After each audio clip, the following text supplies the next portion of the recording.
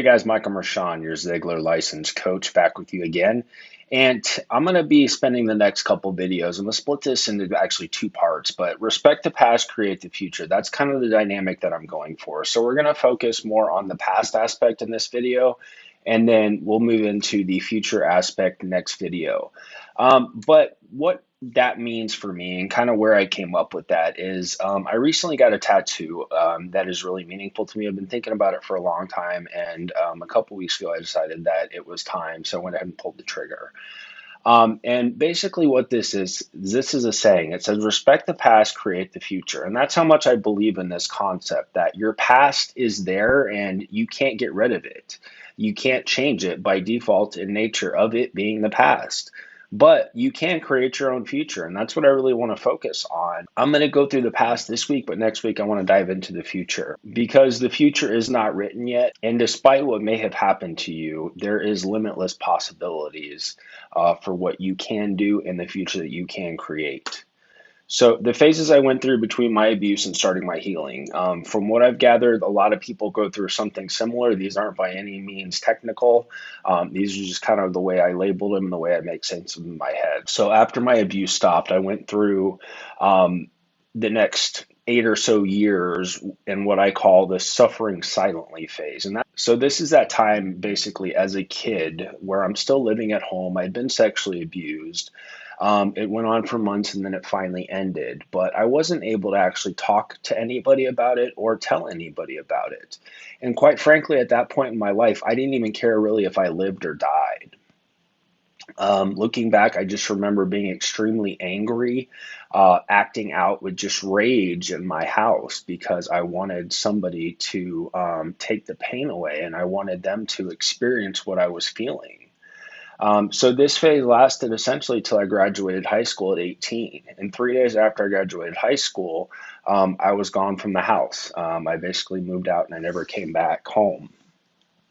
And that kind of started the next three phases here. So the first one was the physical escape phase. The second one was substance escape, basically, as you could guess, by abusing substances.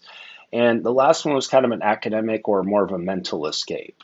So I'm going to dive right into these. The physical escape for me, that was the next phase. You know, like I said, 3 days after I graduated high school, I was out. I was gone. I never came and lived back home. But for me, that was an actual physical escape. Like I had to leave and I had to get out of the place where I had been almost kept, as it felt to me, like a prisoner in my own home because I couldn't tell anybody and I had no voice. So I wanted to get out, I wanted to get away, and I completely moved out of the city and went, 5 hours away and lived there for the next couple years. And then somewhere around turning 20, I came back to San Antonio and I started what I call the substance escape phase. And again, at this point, I wasn't consciously aware of being abused. It was one of those things that throughout that silent suffering phase, it had just gotten suppressed and it was buried deep down. I had major depression issues, still had a lot of anger issues, but I couldn't tell you where they were coming from or why. So by now I'm back in San Antonio. I got a job, and my life basically consisted of working during the day and then partying at night. I enjoyed alcohol. For me, it was an escape, and it helped me feel normal in social circumstances. I was always very awkward, very shy and quiet, and I struggled with relationships a lot because those that were supposed to protect me didn't, and those that claimed to be my friends is one of the guys that ended up abusing me. So for understandable reasons, I had many issues with that. But basically, my life consisted of working and going out to party. And I didn't like drinking at home because I enjoyed being around people. But as a sober individual, as somebody dealing with all this massive weight of stuff, I was very introverted and very shy and awkward. So alcohol did two things. It helped me forget and it helped me feel comfortable in social situations. So there were many times in that phase and that those years that I was going through that where I couldn't see past the day I was living in. Like, it was literally one day to the next. Like, I really didn't care, honestly, a lot of times if I died. If I never saw another day, I would have been okay with that at that point in life. It was just a very dark time for me. So honestly, the idea of creating a future, the idea of having a future that's different than the one I'm having right now wasn't even a reality for me. It wasn't even something that was on my radar. And that really didn't change. So I actually got in some legal trouble for drinking and driving.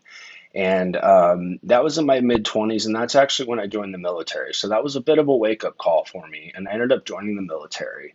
And that kind of kicked off for me what I call the academic or mental phase. So I realized that I was going down a bad path and I realized that I needed to do something with my life. So I shifted my focus basically to accomplishing things and making myself better. I didn't really have a clear direction on where I was going, but it served to help kind of occupy my brain and give my brain something else to think about. So again, this is pre being conscious of my abuse. So while I knew something was very wrong, I couldn't tell you what it was. And not being able to tell you what it was, it's one of those things that you just kind of have to learn to live with. And for me, I had tried the other ways. I tried escaping physically. I tried, substance abuse and just numbing the pain. So now I tried to basically act like a respectable adult and kind of do things that I thought somebody my age should do. So that looked like going to college.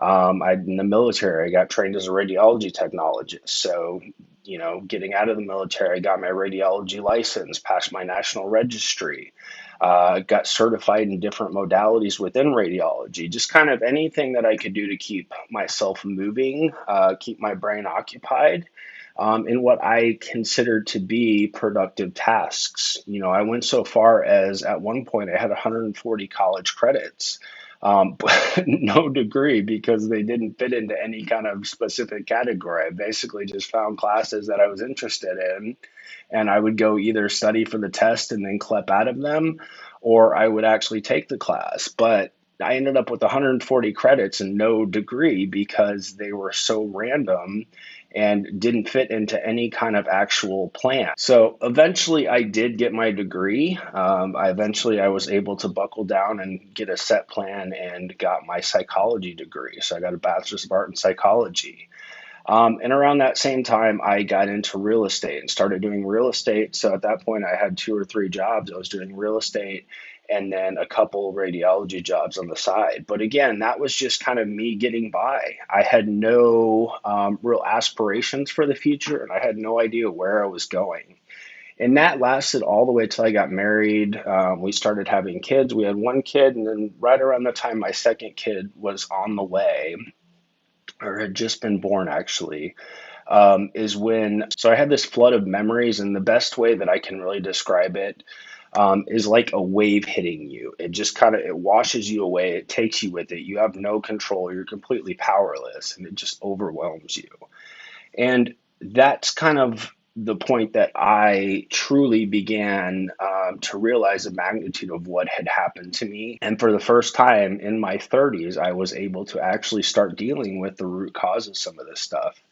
And I have other videos on what that looked like. But my closing thoughts to you guys and my parting thoughts are that if you have been sexually abused or you have some other form of trauma that's haunting you from your past, let me encourage you that there is another side to it. There is the other side, if you will. And that's just a life beyond trauma. Like, trauma is awful, and I would give anything if I could go back and change that for myself and anybody else that has been through that. But that's not the reality. So the best that we can hope for is making peace with that and giving ourselves the best opportunity to move on and move forward and do something great with our lives, because we are all meant for greatness. And yes, if that hadn't happened, then our lives, my life, everyone else's that's been in this situation's life would look very differently. But that's not the reality, unfortunately. So my encouragement to you guys is that it's probably going to get harder before it gets easier. It's going to get worse before it gets better. And that's just a sad reality of dealing with stuff that has been suppressed forever. I know that was a case for me. It was a years and years of struggling through this stuff after it even came to the surface. And there's going to be days where for you, maybe winning the day is just simply getting out of bed, and that's okay. Give yourself that grace. Give yourself the ability or the time that you need to heal from that. And then when you're ready, start taking those small steps towards creating a future that you deserve, that you can be proud of. And that's what I want to focus on in my next video. But I just want to leave you guys with that thought that you're not alone out there. It's a journey, it's a process, and it's never going to be as smooth and quick and seamless and painless as you would like. But you are resilient because you have made it this far. So there's nothing stopping you from becoming the person that you want to be, the person that is trauma is in the past, and you're moving towards a bright and prosperous future. So don't forget to like and subscribe, guys. Come back next Friday for the part 2 of this video.